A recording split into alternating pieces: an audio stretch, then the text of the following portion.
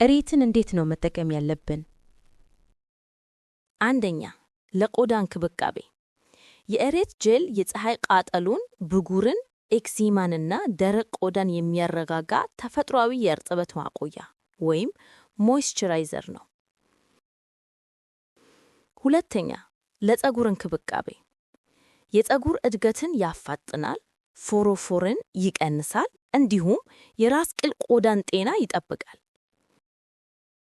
ሶስተኛ፣ ለሆድ ድርቀት መፍትሄ የእሬት ጭማቂ የሆድ ድርቀትን በማስታገስ ጤናማ የአንጀት እንቅስቃሴ እንዲኖረን ይረዳል።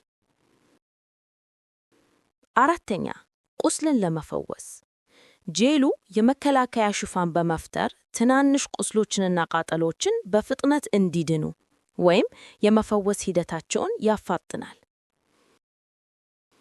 አምስተኛ፣ ለተለያዩ የውበት መጠበቂያ ውጤቶች በውስጡ ባለው የመቀዝቀዝና እርጥበት የመስጠት ባህሪ ምክንያት በክሬሞች፣ ሳሙናዎች፣ ሻምፖዎችና ሎሽኖች ውስጥ በስፋት ጥቅም ላይ ይውላል።